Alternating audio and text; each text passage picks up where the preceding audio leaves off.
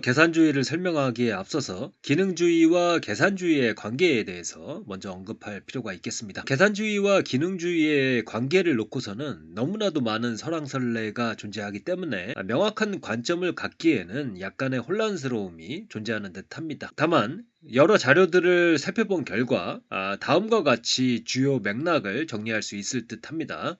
첫 번째로 기능주의와 계산주의는 기본적으로 독립적인 개념이다. 따라서 계산주의가 아닌 기능주의가 가능하며 또한 반대로 기능주의가 아닌 계산주의도 가능합니다. 확실한 것은 기능주의는 형이상학적 관점이며 심리철학의 맥락에서 자주 등장하는 개념이고요. 반면에 계산주의는 좀 더 다면적인 모습을 띱니다.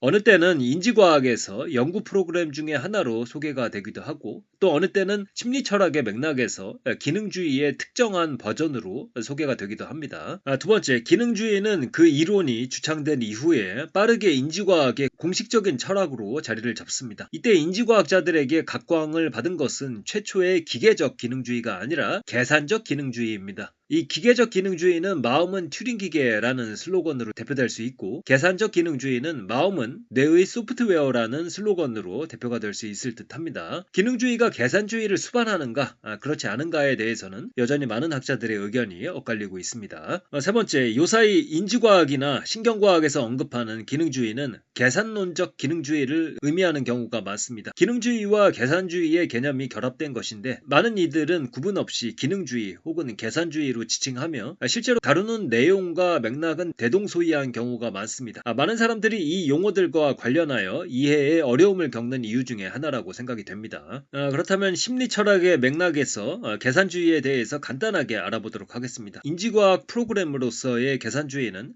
기호주의와 연결주의라는 이름으로 인지과학 파트에서 다시 살펴보도록 하겠습니다. 빈번하게 언급되는 내용이지만 계산주의는 인간의 뇌와 마음을 컴퓨터 시스템으로 이해를 합니다. 이 비유에서 인간의 뇌는 컴퓨터 하드웨어, 마음은 소프트웨어 프로그램, 그리고 심적 과정 혹은 인지 과정은 계산 과정으로 이해가 되고 있습니다. 마치 컴퓨터가 수많은 데이터들을 0과 1로 환원하여 계산하듯이 인간의 마음 또한 심적 표상들을 계산하고 있다고 보는 관점입니다. 여기서 계산은 숫자를 더하고 빼는 좁은 의미의 계산이 아닙니다.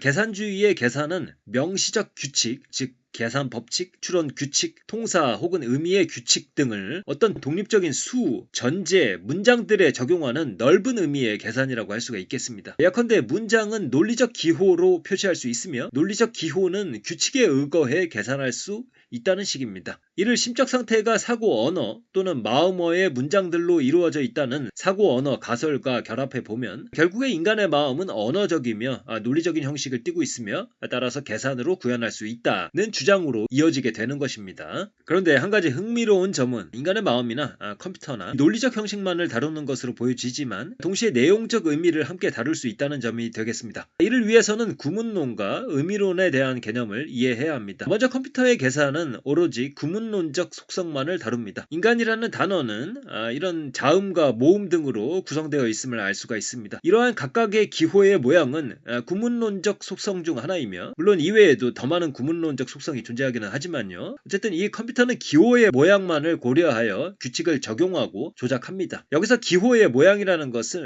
설명을 위한 일종의 비유이고 실제 근원으로 들어가면 0과 1을 구현하는 특정한 형식적 체계가 존재할 것입니다. 하여간 이 형식적인 구문론적인 처리를 한다. 그러면서도 동시에 내용적인 의미적인 것도 다룰 수가 있다라는 것, 그것이 컴퓨터 그리고 인간이다라는 주장입니다. 반면에 이 의미론적 속성은 기호의 언급 대상, 진리치 등을 뜻합니다. 한국 사람 유재석은 유재석이라는 단어의 의미입니다. 또한 유재석은 유명한 연예인이다라는 것은 실제 세계에서 유재석이 유명한 연예인이기 때문에 그것은 옳습니다. 유재석이라는 단어가 지칭하는 것이 유재석이라는 실제 한국 사람인 것과 유재석은 유명한 연예인이다라는 실제 사실은 세상에서 우리가 실제로 확인할 수 있는 것입니다.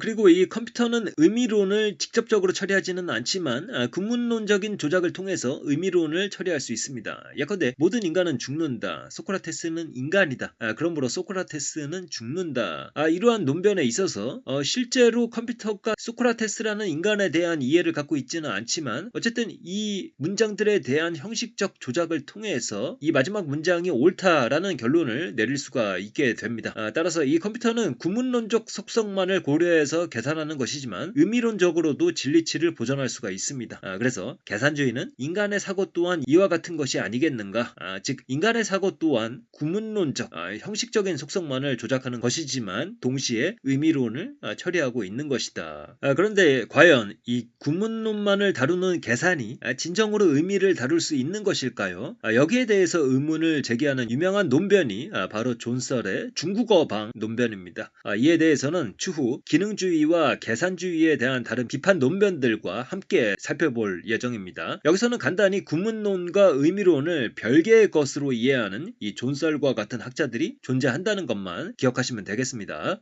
그러면 이 구문론과 의미론의 관계에 대해서는 다음에 고 김재건 교수님의 설명으로 가름하기로 하고요. 계산주의에 대한 좀 더 구체적인 내용은 다음 시간에 계산주의의 하위 범주인 기호주의와 연결주의를 통해서 살펴보도록 할 것입니다. 한번 구절을 읽어보겠습니다. 따라서 질문은 계산적 과정 혹은 신경 과정을 작동시키는 것이 무엇인지가 아니다. 어느 과정에서든 의미나 내용은 아무 인과적 역할을 하지 않는다. 그 과정들을 작동시키는 것은 기호 표상의 구문론적 형태와 뇌 상태의 내재적, 물리화학적 속성일 뿐이다. 중요한 질문은 이러한 표상 및 신경 상태들이 어떻게 애초에 의미와 지향성을 갖게 되는지이다. 이것이 실제 세계와의 접촉이 등장하는 지점이다. 이 시점에서 우리가 어느 정도 확신을 갖고 내릴 수 있는 결론은 인간이든 기계든 한 시스템이 언어와 이해 및 다른 인지적 기능과 능력을 갖기 위해서는 그러한 접촉이 결정적이라는 것이다. 그래서 이런 구절들을 읽다 보면 인간의 정신을 구현하는 것은